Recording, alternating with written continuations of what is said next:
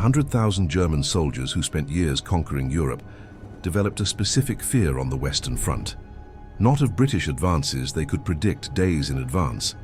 Not of Canadian aggression they learned to respect. What kept German veterans awake was something the Americans brought to the battlefield that no other Allied army possessed. A system so devastating that elite SS divisions chose to charge directly into machine gun fire rather than endure another minute of what was falling on them from the sky. But those same Americans had been humiliated just 18 months earlier in the worst defeat in United States Army history. And the man who humiliated them was convinced they would never recover. February 1943, the Tunisian desert. Field Marshal Erwin Rommel stood watching American soldiers run. His Afrika Korps had torn through their positions at Kasserine Pass like a blade through wet paper. Tanks abandoned with engines still running. Artillery captured before a single round was fired. Entire battalions scattered across 50 miles of chaotic retreat. 6,500 casualties in 6 days. 3,000 captured. Rommel wrote to his wife that evening with satisfaction. The Americans had not yet learned how to fight. 3,000 miles away, a German general named Gunther Blumentritt would later deliver a completely different verdict. We regarded General Patton extremely highly as the most aggressive panzer general of the Allies. He even improved on Napoleon's basic principle of speed and more speed. Rommel believed the Americans were amateurs. Blumentritt knew they had become something far more dangerous. The distance between those two judgments is one of the most dramatic military transformations in modern history. German confidence had deep roots. Before America entered the war, German intelligence produced detailed assessments of American fighting capability. The United States Army in 1939 ranked 19th in total size, smaller than Portugal. American factories built cars and washing machines, not tanks. Nazi ideology reinforced these conclusions. Hitler believed national strength came from racial purity. America was a mongrel nation of immigrants. How could such a state hold together under the pressure of industrial war? When American forces met the Wehrmacht at Kasserine, every assumption appeared vindicated. Major General Lloyd Fredendall commanded the American Second Corps with spectacular incompetence. He dispersed forces across a 30-mile front, leaving units isolated. He positioned his headquarters in a bunker 70 miles behind the lines. His orders were confused. Engineers who should have built defensive positions were instead excavating his underground command post. Rommel struck on February 14th with the confidence of a commander who had spent 2 years defeating British forces across North Africa. His panzers rolled through gaps that should never have existed. Infantry broke and fled without orders. American tanks caught without infantry support, burned under German 88mm guns. The retreat became a rout. Omar Bradley called it probably the worst performance of United States Army troops in their whole proud history. German commanders drew the obvious conclusion: the Americans lacked the hardness required for sustained combat. Rommel wrote they would need months, perhaps years, to become serious opponents. But what happened next should have alarmed every German intelligence officer paying attention, and almost none of them caught it. The Americans were not behaving like a defeated army. They were reorganizing with a speed that seemed unnatural, as if the defeat had awakened something rather than broken it. Eisenhower relieved Fredendall and sent George Patton to take command. Patton descended on the demoralized formation like a tornado. He demanded discipline with an intensity that bordered on obsession. Soldiers who had slouched through Kasserine found themselves standing at attention, training harder than they had ever trained. Patton drove his men without mercy because he understood something Rommel was only beginning to suspect. The Americans who broke at Kasserine were not yet soldiers. They could become soldiers faster than anyone in the German high command believed possible. The transformation revealed itself at Elgeta on March 23, 1943, barely 4 weeks after Kasserine. When 50 tanks of the 10th Panzer Division rolled forward, their crews expected to scatter the Americans as easily as before. They were catastrophically wrong. American mines disabled the lead panzers. Tank destroyers opened fire from concealed positions.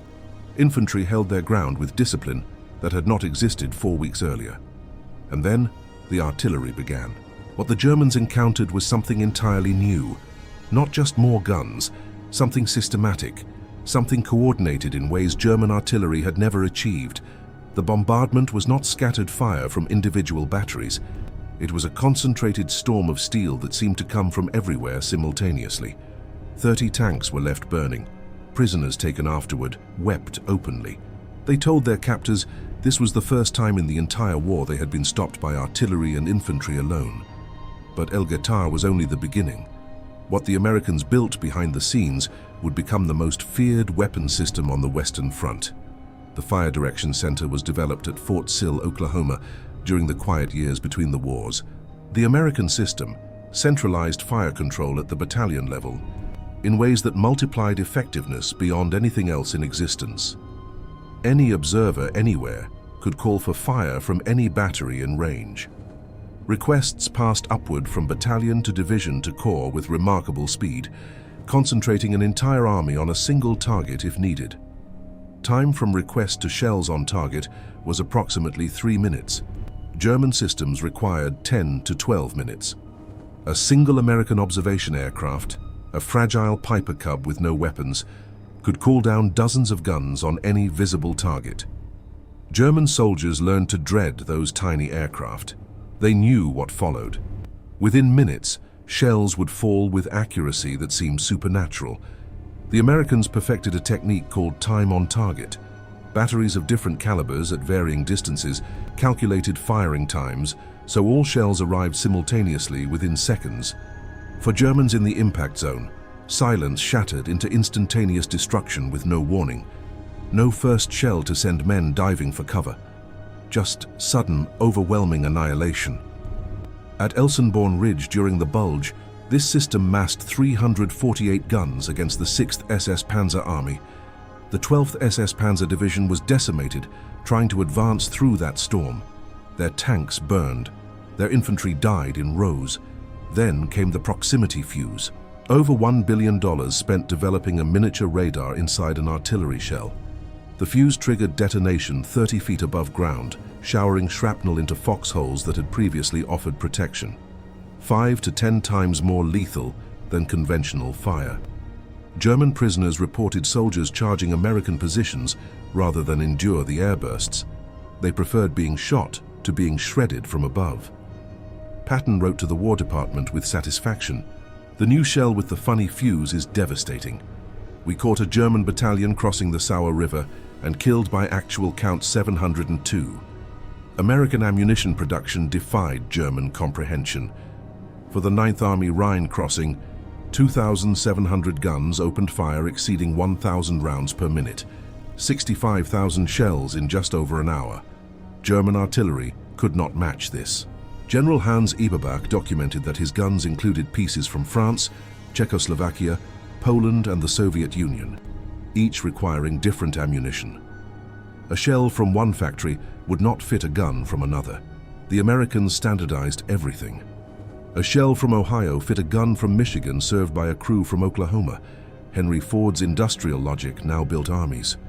Normandy proved how all these systems worked together. The bocage country inland from the beaches was a nightmare of ancient hedgerows. Earthen banks 15 feet high turned every field into a fortress. Tanks could not push through without exposing belly armor. Infantry without tank support was slaughtered. German commanders briefly hoped Kasserine would repeat. The Americans could not solve this problem. They were wrong again. Units began independently developing solutions without orders from above. Tank crews welded steel teeth from German beach obstacles onto their hulls.